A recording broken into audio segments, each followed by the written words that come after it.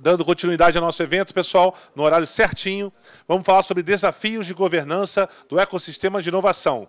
Primeiramente, eu vou chamar aqui para o palco o coordenador do Labirintos da COP UFRJ, Marcos Vinícius. Uma salva de palmas para o Marcos Vinícius. Vou chamar o professor da UFRJ, Tiago Renaud. Uma salva de palmas. Obrigado, Tiago. Vou chamar o diretor da Gartner Brasil, Serguei. Seja muito bem-vindo, Serguei. Obrigado. E o professor da PUC Rio, Ricardo Yogi. Obrigado, Ricardo, mais uma vez. Vou passar aqui o microfone para o... Você vai bater esse papo. Pode falar, pode usar isso aí. Obrigado. Boa tarde a todos. Boa tarde a todos. Prazer estar aqui com vocês para conversar com essas três potências que estão aqui conosco, o Tiago, colega de muito tempo já, Serguei, que é um colega novo, e Yogi, que é um colega que há muito tempo eu não vejo. Né? Nos conhecemos na UF, né? Na banca de tese na UF.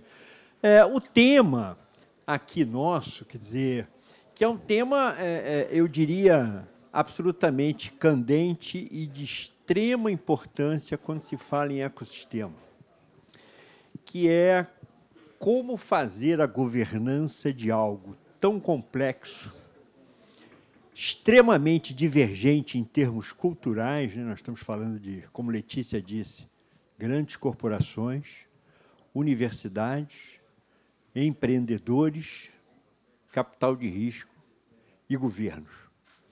Então, quer dizer, quando a gente pensa na articulação de um ecossistema dessa natureza, né? Resgatando também um pouquinho do que a gente assistiu hoje de manhã lá, do amigo Márcio, lá de Maricá. Quando você olha para uma cidade como o Rio, talvez você tenha um cenário. Quando você olha para uma cidade como Maricá, como Macaé, como Volta Redonda, a divergência que se cria em termos do que é cultura e do que é consciência, seja pelo viés ambiental, seja pelo viés, vamos dizer assim, do desenvolvimento em relação ao empreendedorismo. Então, esse é um desafio colossal e essa é uma das razões do surgimento desse painel. Né? Ter pelo menos, né, 3 olhares distintos em cima disso, e eu começo esse olhar pelo meu amigo Tiago. Ou seja, hoje nós temos, dentro do Meet RIP, desse projeto, 16 universidades que estão conosco. 2 delas estão aqui nesse painel, que é a PUC Rio e que é a Federal Rural do Rio de Janeiro. Então, ou seja, usando até esse exemplo, ou seja, nós somos 13 instituições, né? Certamente não vamos ficar nas 13, vamos ter mais instituições conosco, né? Sem olhar para corporações, sem olhar para capital de risco, sem olhar para governos, etc. Para onde que a gente deve olhar? Boa tarde, Marcos. Obrigado aí pelo convite, cumprimentar os colegas aí da mesa. Bom, tarefa difícil, né? Falar de um tema tão complexo em 3 minutos, né? Mas, assim, tem 2 pontos assim que eu separei que eu acho que valem a pena a gente destacar quando se fala de governança de ecossistemas de inovação. O primeiro é que, assim, esses ecossistemas eles são formados por esferas institucionais muito diferentes. Então, por exemplo, dentro da universidade, um pesquisador, quando desenvolve uma tecnologia nova, ele quer divulgar. Dentro da empresa, a empresa quer proteger. Né? O tempo da universidade é um tempo mais lento que o tempo da empresa. Né? Então, há uma dificuldade natural de comunicação entre esferas institucionais e o ecossistema ele brota justamente nas interseções. Né? Não é na interação, é na sobreposição. E, muitas vezes, com atores híbridos. Né? Então, o próprio MIT RIP é um exemplo. Né? A gente pega todos, entre os parceiros, há um hibridismo enorme com linguagens completamente diferentes. Então, o primeiro aspecto assim, que eu ressaltaria da governança é que, necessariamente, as pessoas envolvidas nisso têm que ser pessoas que passaram por essa circulação entre as esferas institucionais. Então, uma pessoa que já foi da universidade, depois está no governo, já atuou numa empresa e tal, essa pessoa está muito mais habilitada para trabalhar essa governança do que uma pessoa que passou a vida toda, por exemplo, dentro da universidade, ou passou a vida toda dentro do governo, ou passou a vida toda dentro da empresa, né? Pessoal, a bateria do computador está fraca aqui, ó, apareceu aqui, vai desligar o cronômetro. E aí eu já não me responsabilizo mais. Então, esse é o primeiro ponto, né, que eu queria destacar, esse hibridismo e essa dificuldade de manter as linguagens, enfim, acho que esse é um ponto muito importante. O segundo ponto que eu quero destacar é que, assim, os ecossistemas, quando são criados, quando são pensados, né, quando você espreme, são pessoas que estão ali por trás, né? São indivíduos que, embora trabalhem em instituições, esses indivíduos tomam para si, né, essa meta, esse trabalho, e vão trabalhando em cima disso para criar o ecossistema, né? Assim como uma startup, né? Então, a startup, quando começa, está ali muito centrada nos sócios e tal, e quem aqui trabalha com startup sabe que a startup não é uma miniatura de uma empresa grande, né? Empresa grande é um bicho diferente de uma startup, né? Então, vamos chamar assim, o girino e o sapo, né? A lagarta e a borboleta, são coisas diferentes, né? Eu sugeriria que um ecossistema é meio parecido. Então, ele começa centrado nas pessoas, mas o processo de institucionalização dos ecossistemas ele é bastante conflituoso, né? Então, não é à toa que a gente olha aqui no Rio de Janeiro os ecossistemas que nós temos, né? Todos eles passaram por sucessão nos últimos 10 anos, todas as sucessões foram conflituosas, né? Por quê? Porque você tem aquela pessoa que passou a vida toda ali, criou aquilo, né? E aí, quando chega lá na frente, essa pessoa tem que ser substituída, não é mais a pessoa, e aí as coisas, né, se transformam, né? Então, os dois pontos assim, que eu gostaria de levantar primeiro, essa coisa do individual versus o institucional, que é temporal, né? Então, começa muito centrado nos indivíduos e depois passa para as instituições. Não é simples, né? Quando não tiver mais o Hudson, quando não tiver mais o Marcos Vinícius, quando não tiver mais o Tiago, quando não tiver mais o Serguei, vai ter que ser outra pessoa, essa outra pessoa vai estar falando por uma instituição, e aí é um processo bem diferente de ser aquela pessoa que construiu aquilo. E o outro ponto é esse das dificuldades de comunicação entre as esferas institucionais e a necessidade de circulação dos indivíduos entre as esferas para poder azeitar mais esse caldo. É isso. Não quero já acabou meu tempo aqui, não vou me alongar muito. Obrigado, Marcos. Antes da gente ouvir a outra visão, que é do lado também universitário, vou pedir ao Serguei para fazer esse olhar, né? Uma coisa tão complexa, com pelo menos 5 tipos de atores, né? Como é que a gente faz a coisa acontecer sem desagradar a ninguém e sem que efetivamente ninguém se sinta fora da participação desse ecossistema? Perfeito. Boa tarde, pessoal. Obrigado também aí pelo convite e parabenizando aqui os meus colegas de painel. Eu fiz algumas anotações. Esse tema não é um tema tão confortável para o meu dia a dia, né? Então, eu dei uma estudadinha no tema e eu criei um ponto de conexão com um tema que é bastante comum para mim, que é o de governança de TI e de empresas, né? E, muito recentemente, já há uns 2 anos, a gente tem trabalhado muito no Gartner com o conceito de governança adaptativa. Então, eu queria chamar primeiro atenção para esse conceito, que pode ser um conceito bastante útil para a gente. A segunda questão que me ocorreu é que, se fosse uns 15 anos atrás, talvez a gente estivesse discutindo aqui a governança de um sistema de inovação de tecnologia. No contexto mais setorial, talvez a gente estivesse discutindo governança de um sistema setorial de inovação de tecnologia. E por que a gente hoje usa a terminologia de ecossistema? Por causa dessa complexidade, né? Então, o mundo se tornou muito mais fractal, né? Ele está muito mais fragmentado. Se a gente for explodir esses 5 agentes, aí a gente encontra uma multiplicidade de parque tecnológico, ICT, e por aí, enfim, entidades setoriais, etc. e tal. Então, o que moveu a gente para usar esse conceito de ecossistema é a complexidade. E isso aumenta essa necessidade de um sistema de governança, fica quase que contraintuitivo, quase que um paradoxo a gente falar em governar um sistema de inovação. É quase uma contradição. Ela não é, de forma absoluta, pela questão da necessidade de direcionamento da inovação.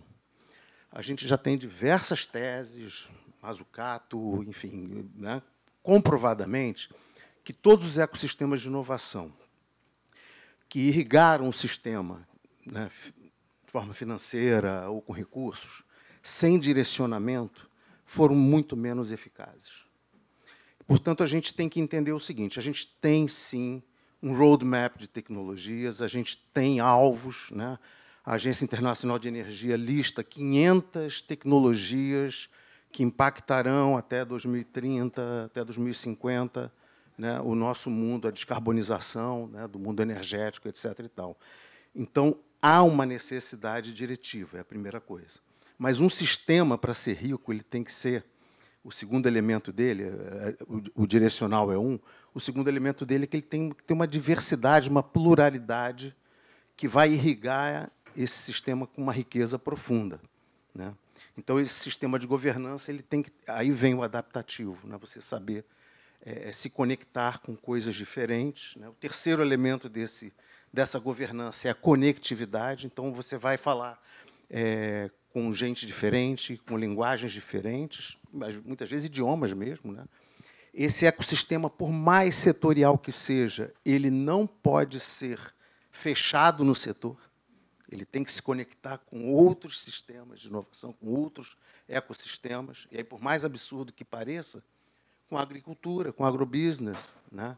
É muito interessante ver como surgiu a eólica na Holanda, a partir de fornecedores de equipamentos de agricultura, como surgiu nos Estados Unidos todo o sistema de financiamento de escolas, né? MIT, inclusive, apoiando, no século XIX, desenvolvimento de equipamentos agrícolas, né?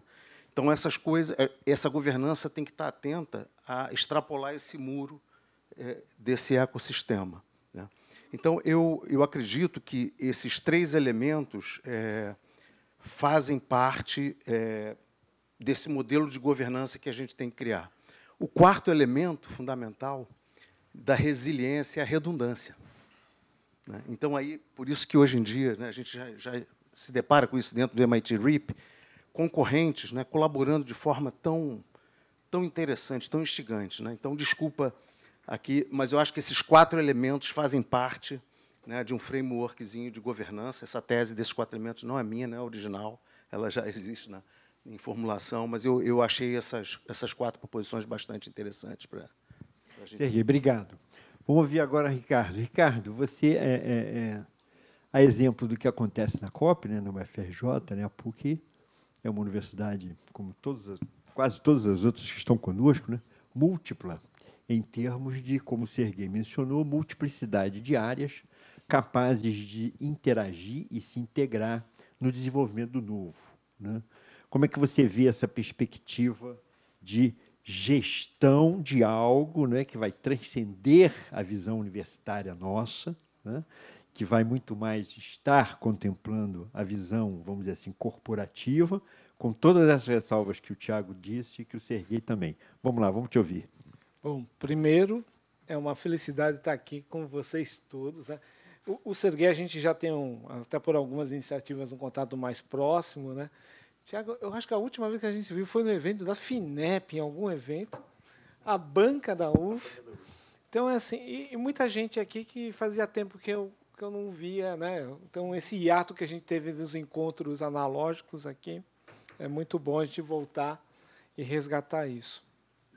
Deixa eu só te interromper. Eu Por conheci favor. o Yogi, interessantíssimo isso, porque foi numa banca da UF em que eles fizeram um mapeamento e um levantamento de lan houses na Rocinha. Isso. E eu me lembrei aqui quando você mencionou, a Pfeiffer mencionou aqui o aspecto das comunidades, foi aí que eu conheci o Yogi lá, né? Uma tese interessantíssima que resgata isso que você disse. Olha sobre só. o potencial do nível superior que hoje está campeando nas favelas, nas comunidades do Rio de Janeiro. Perdão, Contribuição acadêmica por claro, por sem essa dúvida. abordagem. Perdão, Yogi. Não, de modo algum. E aí, o que eu acho que é importante, até complementando aqui, eu sou meio ornitorrinco, né? Porque eu estou meio acadêmico, sou conselheiro também, papel de conselheiro, estou no conselho do Mining Hub, que é um hub de inovação. agora recente, semana passada, estou entrando no Conselho Consultivo da FCJ Ventures, né, que é na área muito no apoio de Venture Builder, e vim do mundo corporativo. Né? Então, é um pouco daquilo que você estava falando, de tangenciar, conhecer, para gerar um pouco essa questão mais empática para a gente poder trabalhar. E quando a gente fala de governança, o importante da governança é a perpetuação daquilo que a gente está olhando na questão da governança. Quantas iniciativas a gente viu no Rio de Janeiro, em outros estados, começaram bem, né? E aí acabaram sucumbindo, enfim, por mudança, alternância de poder, interesse. Então, eu acho que a gente tem que ter a base para gerar essa questão de uma integração. Né? Vejo o Maurício Guedes aqui, e eu lembro do edital que ele fez, né, que a FAPERJ fez para as universidades, para desenvolver a inovação. Aquilo deu dor de cabeça, porque precisava a universidade inteira, daquelas vários setores, fazer a proposta.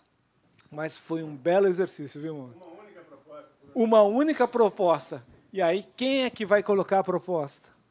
Eu acho que o caminho da governança está aí. A gente fortalecer um pouco, induzir, né, essa iniciativa para provocar isso. Né, e criar um processo de sucessão da governança. Lá no Mannerheimer é interessante.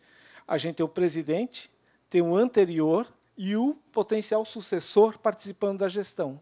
Na alternância, a gente consegue ter continuidade nisso. Então, até fale com uma proposta. Eu acho que um pouco disso é a gente induzir essa questão da governança de uma forma muito colaborativa, para não ficar aquela coisa muito rígida e ter um único senhor da questão, mas que a gente crie algo que possa... O MIT Review dá um sinal gigante de possibilidades. A minha preocupação não é o hoje, é o que vai acontecer amanhã e a longo prazo. Então, eu acho que esse é o grande debate que a gente tem que ter aí sobre o tema. Olha, esse ponto, Iog, que você coloca é o link para a próxima questão, que é como é não ter um dono? Quer dizer, a nossa grande preocupação nesse projeto, ou seja, isso foi uma coisa que também a gente acompanhou lá, Maurício. Eu fui incubado na incubadora de Maurício, né? Então a gente viveu isso muito com esse sentido. Não. A Bias tinha 580 donos, ele procurava sempre conseguiu fazer uma coisa harmônica, né? Porque essa é que era a ideia da universidade, né? E a gente fica com essa preocupação, ou seja, desde o início, esse é um ponto que já conversamos com o Maurício, com vários de vocês aqui sobre esse aspecto, ou seja, isso é um projeto sem dono, né? Mas talvez a gente esteja precisando de mais conselhos para que realmente esse projeto não tenha dono. Então, vou começar com o Tiago de novo. Marcos, eu posso complementar uma coisa também dentro dessa pergunta? Porque ele falou uma coisa assim, de induzir de uma forma colaborativa sem ter um único dono. Eu me preocupo também com conglomerados de donos.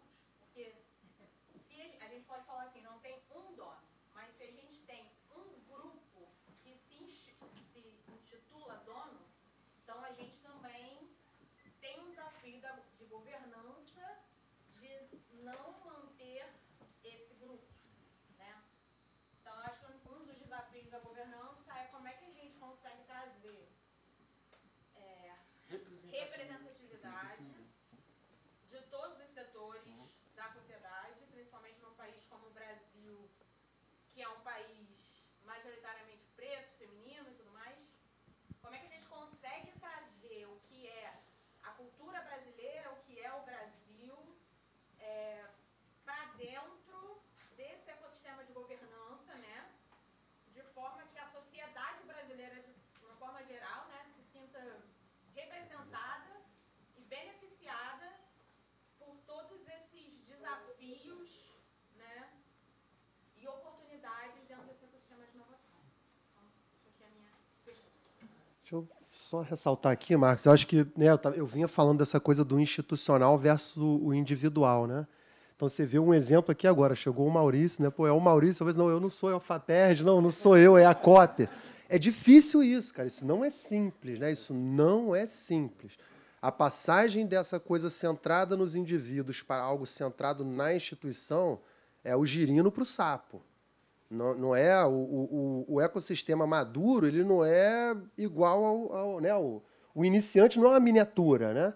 Eu insisto nisso, isso é muito importante, entender essa transformação. E muitas vezes nessa transformação tem muito conflito.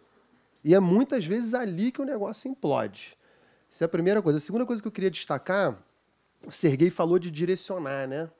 Assim, por mais que a gente tente, quando a gente trabalha um direcionamento de um sistema, é complexo, né? Então, sei lá, pô, o Brasil é o país da soja, né? A gente fala pra caramba da soja e tal, mas, cara, a soja entrou como uma cultura de descanso pro trigo, cara. Entendeu? A gente virou o maior produtor de soja e tal, mas no início a soja era para descansar o solo da plantação do trigo. Né? E várias outras coisas que aconteceram que deram muito certo, né? A direção era outra, né? Então, assim, só para convidar o pessoal, pô, tem um vídeo na internet fantástico, é Como Lobos Mudam Rios. Como Lobos Mudam Rios. É sobre a introdução dos lobos no Yellowstone Park, lá nos Estados Unidos. Eu acho que ali tem um exemplo de ecossistema que tem várias metáforas com ecossistema de inovação, né? Então, de maneira bem resumida, introduziram os lobos começaram a comer os viadinhos lá que ficavam na beira do rio, os viados não ficaram mais lá, começou a crescer árvore, começou a ter castor, começou não sei o quê, voltaram as águias, cara, multiplicaram as árvores, o tamanho das árvores cresceu 4 vezes, sei lá, em uma década, a média de tamanho das árvores. É impressionante a transformação e em 10 anos os rios começaram a mudar de lugar, porque introduziram um único animal naquele ecossistema. Então, um animal que já existia lá, mas que estava extinto e tal, e foi reintroduzido. Então, muitas vezes, Serguei, a coisa direcional também não dá para planejar tanto. Eu acho que tem que ter... o grupo tem que estar azeitado para entender também o sucesso inesperado, que brota também. O ecossistema ele tem essas características de imprevisibilidade, sabe? Então, é quase uma contradição falar de governança de um sistema tão complexo, né? O que não quer dizer que a gente vá abandonar o tema governança e nem dizer que a gente não vai trabalhar com direcionamento. Mas, muitas vezes, o direcionamento é inviável, não acontece. A gente olha, acha que está todo mundo para lá, mas não é para lá, né? Então, só ressaltar isso, assim, que eu acho que é um ponto relevante também. Passar para o Jorge antes do Serguei em relação a isso, quer dizer, até pegando o gancho da contribuição. Quer dizer, a multiplicidade e a valoração de todas as contribuições, venham elas de onde vierem, elas devem estar contempladas nisso. Por quê? Como o Tiago menciona, qualquer elemento que esteja dentro e trocando com esse ecossistema, ele é uma parte integrante, né? Então, é como se a gente olhasse para esse viés, como a gente faz isso, né? Não ter um dono, não ter também um oligopólio de donos, né? E, na verdade, vamos dizer assim, aquinhoar a possibilidade de receber contribuições de todos os segmentos que são impactados por esse ecossistema. E aí eu vou agradecer a tua contribuição. O que a gente precisa mudar é a palavra, o entendimento da palavra governança. Que a gente pensa muito, né, olhando para o espelho retrovisor, comando e controle. É orquestração. A gente tem que atuar em rede, e os nós dessa rede, né, o MIT Ripping, faz parte de um ecossistema maior, onde essa orquestração vai ajudar nesse... É uma topologia de rede de internet. Se o sinal não vai para cá, ele vai chegar num ponto, e isso volta naquele conceito da antifragilidade lá, que o Taleb fala. Então, a gente tem que começar a pensar governança como orquestração e não comando e controle, gerando agilidade e poder de execução. Então, isso também, numa estrutura organizacional, está mudando também. Porque aquela governança rígida não consegue ser ágil numa pandemia, por exemplo. Então, a gente começa... E quando eu tenho essa questão de orquestração, eu tenho maior engajamento dos atores também. O caminho vai ser por aí. Eu não tenho a coisa pronta, mas eu acho que a gente vai construir isso todo mundo junto, a várias mãos, essa nova governança que eu acho que vai refletir, inclusive, nas futuras organizações daqui para frente. Passar aqui a bola. Aqui. Serguei, e aí? Quer dizer, não é direção, mas talvez um guia, talvez áreas, talvez aonde se quer chegar. Como é que a gente toca isso? Eu vou jogar a cor um pouquinho em direção para criar essa estaca aqui de uma determinada maneira que eu acho que vai ficar compreensível. Quando a gente fala em governança adaptativa, a gente está falando de todos esses modelos de governança coexistindo. Existem áreas do ecossistema em que a gente vai ser profundamente diretivo, e eu não estou me referindo ao MIT ou aos sucessores, às instituições sucessoras do MIT. O ecossistema é muito maior do que o MIT. Então, esse é o primeiro ponto para a gente entender. Mas mesmo o MIT, que vai querer se fazer presente, né, vai querer influenciar, ele também precisa se autogovernar de forma adaptativa. Então, existem determinadas áreas onde você precisa ter direcionamento claro, mesmo. Né? Capital intensivo, por exemplo, né, não dá para a gente deixar a espontaneidade do sistema cuidar disso. O que não quer dizer que... Primeiro, que eu queria deixar claro aqui o seguinte, que eu sou fã de teoria da complexidade, então, para mim, mesmo que eu queira direcionar um ecossistema, ele será rebelde o suficiente e anárquico o suficiente para encontrar suas fugas, suas escapatórias para a diversidade. Mas esse modelo de governança que eu estava propondo tem o elemento da diversidade. Quer dizer, ficar atento, assim, bom, se você está sendo diretivo em algum lugar, cara, cuidado. Onde é que está entrando a diversidade? Né? Então, esses elementos, o Yogi estava falando aqui em renomear a governança. É literalmente isso mesmo. A governança adaptativa parte do pressuposto que eu não estou mais falando comando e controle, né, contra um sistema autônomo de autogestão. Eu não estou dizendo que é isso ou aquilo. Eu estou dizendo que são os dois. E mais modelos intermediários. Eles vão existir. Existem, sim, necessidades de controle de investimento, porque, especialmente no nosso segmento, nós estamos falando de uma longa maratona, né? Nós não estamos numa...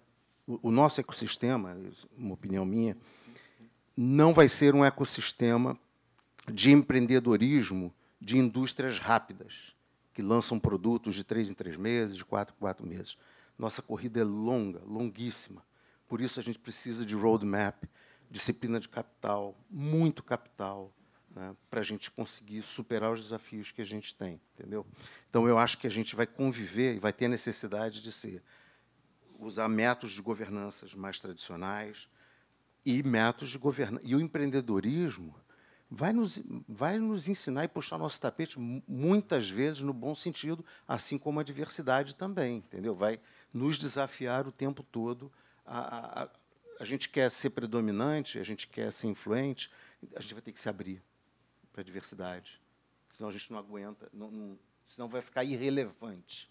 Né? A gente diz no lugar que as organizações que não investirem na diversidade reduzirão suas possibilidades de sobrevivência. Né? Então, acho que isso é um pouco... Acho que todas as opiniões, colocações aqui são muito boas e merecem a atenção de um modelo de governança.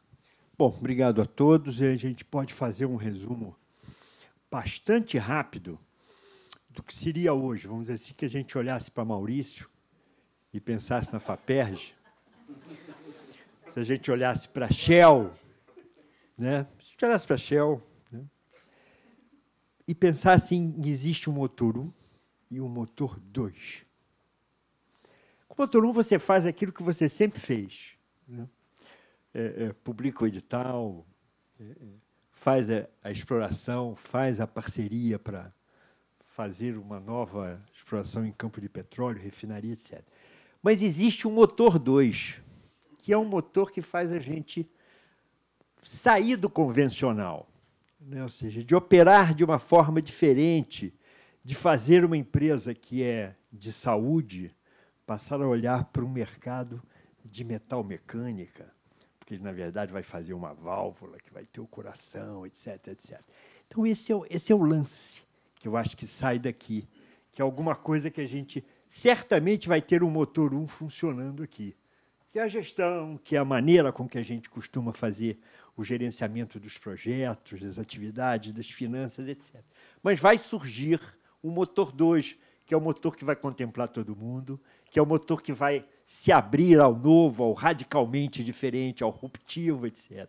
Então, eu acho que é isso que fica daqui, eu acho que é um pouco dessa governança que a gente tem que levar para frente para não termos dono e sermos diversos. Obrigado, uma boa tarde a todos.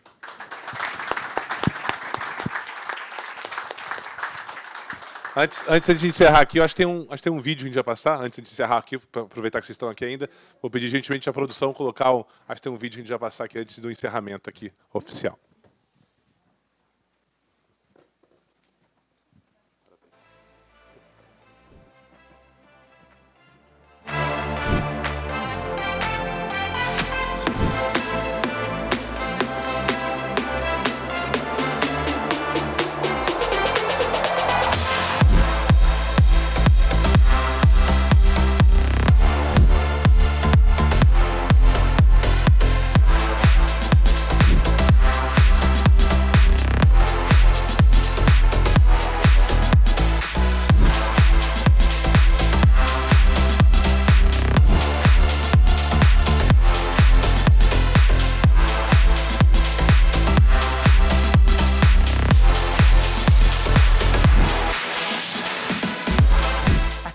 No Energy foi incrível, foi ótimo pra gente. Foi uma experiência única, até porque também o projeto é pioneiro. A gente aprendeu bastante, muito conteúdo interessante para startup, boas conexões. Esse programa foi excepcional, muita energia, vai levar essas pessoas a deixar o mundo muito melhor do que elas encontraram.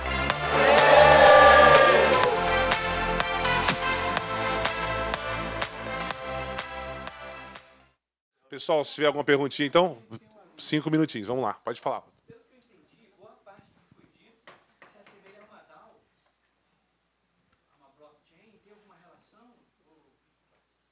Pode se imaginar assim não é? Eu percebi muita semelhança. Uma DAO não chegou a falar assim, mas eu acho que a DAO para mim é um lado mais tecnológico. Eu acho que tem um lado que é a gente trabalhar com essa parte de tomar decisão em consenso. Tem uma questão de representatividade que a gente estava falando. Distribuição. E sempre olhar a iniciativa a longo prazo. Né, para que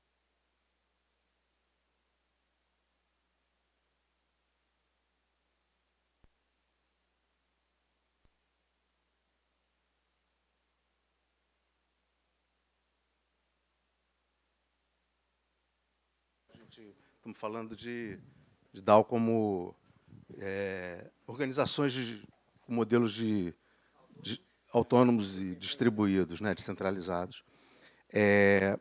Como o Yogi falou, eu acho que, nesse contexto, nasce mais o modelo espontâneo do ecossistema, que poderia, eventualmente, estar utilizando, em alguns segmentos da governança, um modelo de DAO.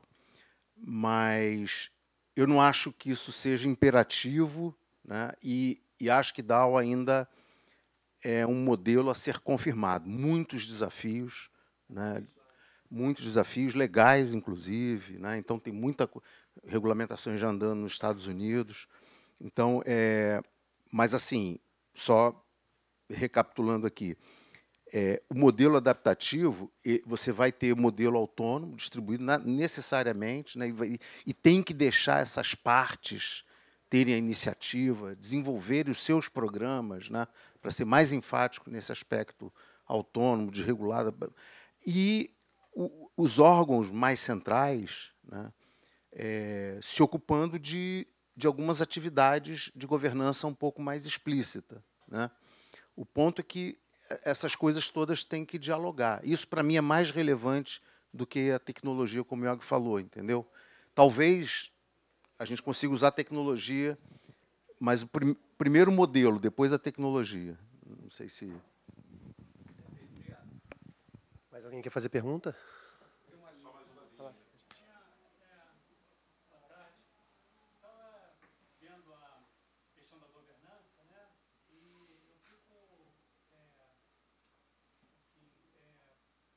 atento no sentido que isso se aplica não então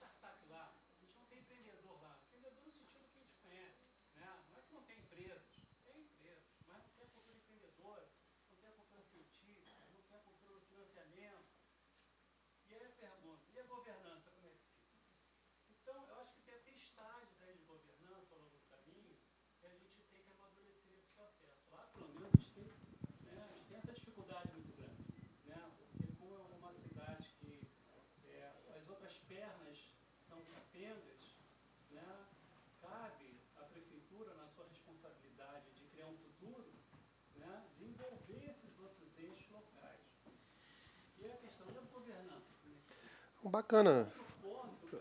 Nosso tempo vai acabar. Maurício? Vai lá. A FAPERJ, tradicionalmente, atuava na área acadêmica, né? E atuava em 5 municípios do Rio de Janeiro. No Rio, Niterói, Seropédica, Campos e Macaé. Basicamente, a atuação se limitava a isso. Com a atuação da diretoria de tecnologia nos últimos 3, 4 anos, nós temos, só da diretoria de tecnologia, em alguns programas que foram citados aí ao longo do dia, 42 municípios sendo contemplados, né? Empresas, instituições. Então, isso traz um desafio de governança, de distribuição, né? De articulação, que é muito interessante e tem a ver com essa... Eu acho que a sua colocação foi muito boa. Assim, a minha fala, inclusive, não sei se você estava aqui, foi sobre isso, né? Nasce com indivíduos. Acredito eu que a governança inicialmente centrada nos indivíduos é muito mais baseada em heurísticas, né? Regras que emergem ali da prática e tal, né? Algo muito, vamos dizer assim, prático, assim, né? De conhecimento tácito. E à medida que essa coisa vai amadurecendo, vira outro bicho, né? Até usei aqui a metáfora do girino para o sapo, né? Mas acho que tem um elemento muito importante dentro da inovação que pouco se fala, que é a inovação. Ela não envolve exatamente risco, ela envolve incerteza. E risco e incerteza são coisas muito diferentes, né? Porque a incerteza é assim, você não sabe se vai funcionar, você não sabe quanto vai custar. Então, a metáfora que eu uso é assim, o risco é parecido com a Fórmula 1, a pista é dada, você sabe quantos carros tem, você sabe qual é a velocidade que seu carro vai e tal, enquanto a incerteza é mais parecida com um rally, né? Então, tem que ter alguém ali, né, uma bússola direcionando, ó, é para lá, aqui vai ser um lago, depois vai ser uma montanha, você vai ter que ir indo, né? E nesse processo, claro que à medida que você vai amadurecendo, vai ganhando, né, direção, vai ganhando, muda totalmente, né? E com muito conflito, viu? Então, essa mudança do individual para o institucional, da heurística para a governança explícita, escrita e tal, é muito conflituosa. Muitas organizações e ecossistemas morrem nessa transição. Então, só destacar assim que o seu ponto é cirúrgico, assim, ele foi falado, eu acho que é um ponto que não pode ficar de fora. E o Serguei, ele levou para um lado que eu achei interessante, ele trouxe aqui a proposta de falar de governanças, no plural, né? Porque esse ecossistema ele tem várias direções e, muitas vezes, um lado está mais maduro que o outro. E o exemplo que eu trouxe aqui dos lobos não foi à toa, porque a introdução de um único novo ator no ecossistema é capaz de transformar o ecossistema inteiro. Então, ele é muito instável. Completamente. Tá? Então, só... Obrigado pela pergunta. Eu queria só desculpa, o assunto está muito gostoso, está difícil de parar, né? Porque o legal desse exemplo que você está dando é que corpos ou agentes do ecossistema que ainda estão nessa maturidade do indivíduo, ele tem que se plugar a um corpo que já está profundamente maduro. O que acontecia historicamente nos nossos sistemas de inovação? O exemplo que o Maurício está dando aqui me parece que cabe dentro disso. É que eram ecossistemas fechados a isso, né? Não conseguiam se conectar. Então, o que a gente tem que compreender é que existem diferentes naturezas de instituições, diferentes maturidades, tamanho, né? Apontando para diferentes caminhos, e qualquer organização, organismo que queira fazer parte disso, ter voz ativa, estou falando para os maduros, né, que não consiga se conectar com essa forma mais espontânea, ele vai perder espaço. Se você notar toda a flexibilização que a gente está buscando nas leis de financiamento, absorções das startups, né, tudo isso vem lentamente na direção de incorporar esses novos agentes que surgem, que são responsáveis por uma dinâmica profundamente interessante, né? O problema, que eu acho que a gente tem que ter um ponto de atenção aqui, quando a gente é muito Silicon Valley, né, a gente está muito focado em empreendedorismo, né? Então, eu vou brincar aqui, nós não vamos resolver o nosso problema de energia com software de rede social. Isso escala brutalmente, né? A GPT agora está escalando aí absurdamente. Nós não vamos resolver o problema do mundo de descarbonização com o GPT, né? O nosso mundo hard exige da gente atenção para saber conectar essas duas coisas, entendeu? Porque a caminhada da gente é muito pesada. Então, a gente precisa dessas conexões. O desafio vai para as instituições mais espontâneas, sabendo que elas têm e devem perturbar as organizações mais estabilizadas, centrais, com capacidade de financiamento, e vice-versa. Nós não vamos sair também de um certo imobilismo se a gente não se abrir, né, para isso. Obrigado, gente. Uma salva de palmas. Muito obrigado, pessoal, mais uma vez. Obrigado, obrigado. Pessoal, a gente vai ter só que agora fazer um rearranjo da cadeira, a gente vai ter que esvaziar a sala e vamos ficar... Pode voltar aqueles que se inscreveram, né? Que vai ter agora uma palestra fechada e, em caso de vaga, a gente vai abrir para vocês entrarem de novo.